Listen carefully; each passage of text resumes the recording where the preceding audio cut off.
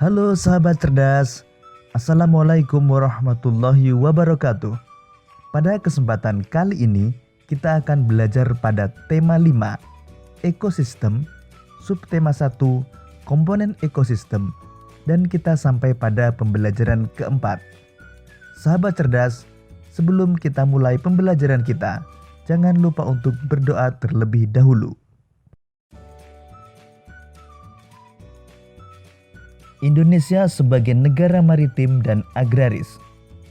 Indonesia memiliki kondisi geografis yang unik di antara negara-negara yang ada di kawasan Asia Tenggara. Perhatikan dengan saksama peta Indonesia. Bentuk negara yang terdiri atas pulau-pulau seperti Indonesia disebut negara kepulauan. Negara kepulauan merupakan salah satu ciri dari negara maritim. Negara maritim adalah negara yang memiliki luas laut lebih besar dibandingkan dengan luas daratan yang terdiri atas pulau-pulau. Oleh karena itu, penduduk yang tinggal di negara maritim banyak memanfaatkan sumber daya kelautan untuk memenuhi kebutuhan hidupnya.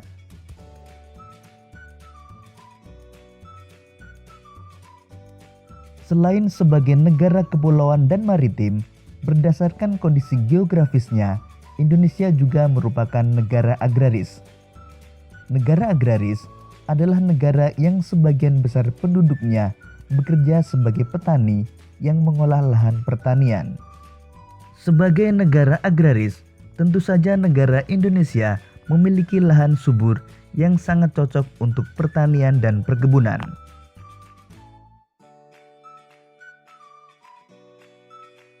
Sahabat cerdas, perhatikan kembali peta Indonesia berikut ini. Jika diperhatikan, negara Indonesia memiliki banyak sekali gunung berapi yang masih aktif. Abu vulkanik gunung berapi dapat menyuburkan tanah yang berada di sekitarnya. Tanah yang subur merupakan sumber daya alam yang penting untuk pertanian dan perkebunan.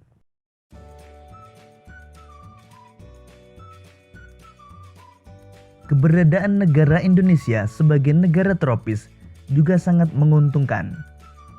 Adanya dua musim, yaitu musim kemarau dan musim hujan, membantu para petani dan nelayan Indonesia untuk bekerja.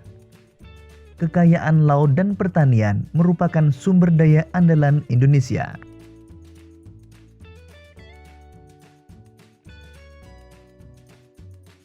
Sahabat cerdas, dengan menggunakan peta, kita dapat mengetahui kondisi geografis sebuah negara, termasuk kenampakan alamnya.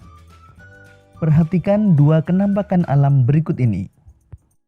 Dengan mengetahui kenampakan alam, kita juga dapat mengetahui potensi sumber daya alam yang tersedia dan mata pencaharian penduduk yang ada di sekitarnya. Misalnya di daerah sekitar gunung berapi memiliki tanah yang subur, sehingga memiliki potensi sumber daya alam yang dapat dimanfaatkan untuk pertanian dan perkebunan. Sedangkan daerah pantai memiliki potensi sumber daya alam yang dapat dimanfaatkan untuk pariwisata maupun nelayan untuk mencari ikan.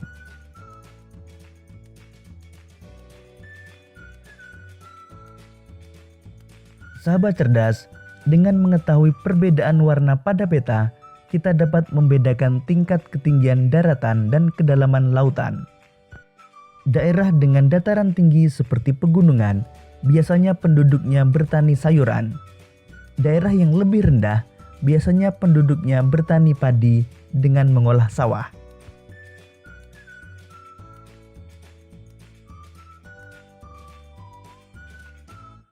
Sahabat cerdas, pada pembelajaran sebelumnya kita telah belajar tentang peristiwa Sumpah Pemuda. Peristiwa Sumpah Pemuda telah menginspirasi masyarakat Indonesia terhadap pentingnya persatuan dan kesatuan.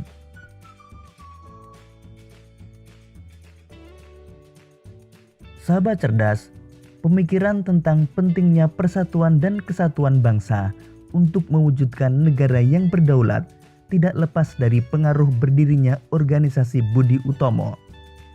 Budi Utomo berdiri pada tanggal 20 Mei tahun 1908.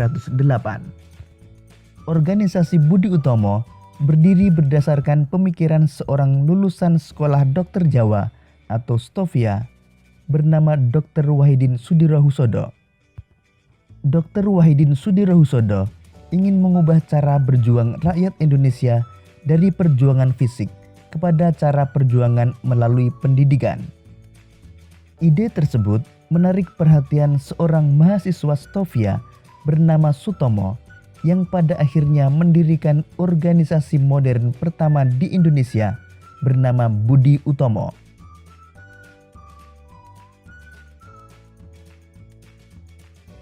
Perjuangan Dr. Wahidin Sudirohusodo dan Dr. Sutomo adalah berusaha membangkitkan kesadaran masyarakat Indonesia kala itu terhadap pentingnya persatuan dan kesatuan bangsa tanpa perlu mempermasalahkan perbedaan agama dan suku.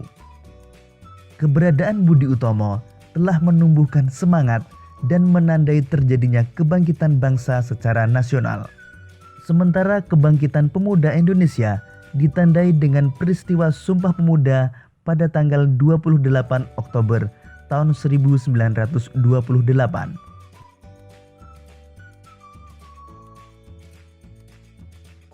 Pada kenyataannya, semangat persatuan dan kesatuan selalu mendapatkan tantangan. Tantangan ini berupa perlawanan dari bangsa asing maupun tantangan dari warga negara Indonesia yang tidak menginginkan persatuan bangsa. Untuk melawan kekuatan asing, muncullah perlawanan masyarakat di segala penjuru Indonesia yang telah melahirkan tokoh-tokoh yang gagah berani. Jenderal Sudirman dan Bung Tomo merupakan dua dari sekian banyak tokoh nasional yang terkenal berani melawan kekuatan asing yang mengancam kesatuan negara Indonesia. Kedua tokoh tersebut berjuang sekuat tenaga untuk mempertahankan kemerdekaan Indonesia yang telah diproklamasikan pada tanggal 17 Agustus tahun 1945.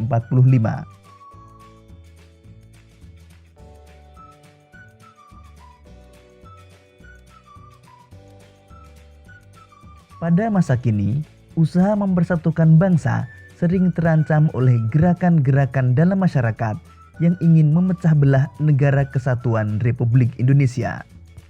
Gerakan Aceh Merdeka di Aceh dan gerakan Organisasi Papua Merdeka di Papua merupakan gerakan masyarakat yang ingin memisahkan diri dari negara kesatuan Republik Indonesia pada masa Orde Baru.